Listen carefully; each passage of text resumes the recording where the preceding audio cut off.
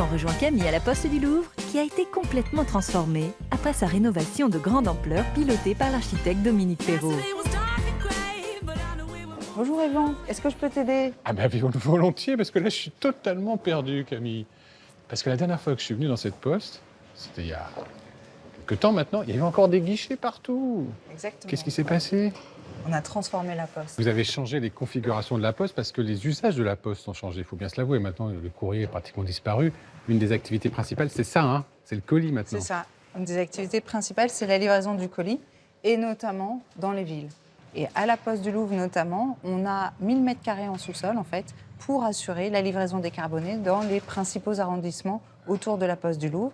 Donc c'est à peu près 5000 colis par jour. Ah oui, quand même. Ouais, qui vont être en fait assurés depuis la Poste du Louvre. Je le laisse là, mon petit C'est colis. celui-là. Hein, Et quelqu'un va s'en occuper. Voilà, on va s'en occuper, on va l'acheminer. Et c'était pas n'importe quel poste au 19e quand ça a été construit. Oui, c'est la plus grande poste de France, c'était la plus grande poste de France, ça reste la plus grande poste de France. C'est le bâtiment emblématique du groupe La Poste. Et donc, bureau de poste, là où on est. Et puis, à l'arrière, tu vas le voir, l'usine, ce qu'on appelait l'usine, là où arrivait le courrier et là où était trié le courrier. Alors, on va y aller.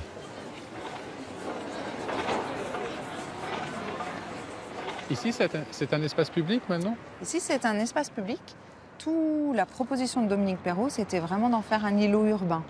Donc, pour cela, il a, sur chaque côté, sur chaque rue, en fait, ouvert un passage qui permet à tout un chacun de venir dans la cour intérieure et découvrir, en fait, ce bâtiment. Et au fur et à mesure qu'on monte, j'allais dire dans les étages, on découvre des bureaux et, au dernier niveau, un hôtel et une toiture terrasse plantée. Et on peut y aller à la terrasse? Elle n'est pas ouverte? ouverte? On peut y aller à la terrasse. Tu m'y emmènes? Ouais. Allez, on y va. Plaisir. Ah oui! Waouh! Ça, c'est une belle terrasse. Ça fait tout le tour? Tout le tour du bâtiment. Waouh, waouh, waouh! Ah oui! Quand on prend de la hauteur, on voit l'ampleur du bâtiment, là. Hein. On voit l'ensemble des programmes. Là, on est au niveau de l'hôtel, c'est ça? Voilà, là on est au-dessus de l'hôtel. Ouais. L'hôtel, il fait tout le tour.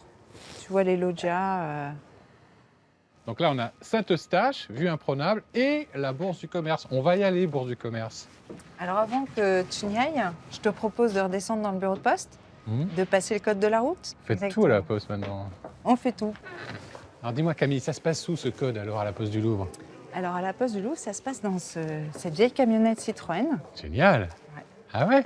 C'est vraiment une camionnette emblématique qu'on Ouais. a restaurée, réaménagée et dans laquelle tu peux t'installer pour passer le code. On peut grimper dedans. Voilà. Dis donc, c'est notre époque là. Hein. Citroën H. Ah ouais. Et en fait, c'était un bureau de poste Ouais? qui se déplaçait, voilà, qui amenait la poste jusqu'à chez toi. Et en fait, c'était utilisé jusqu'à les années 80-90.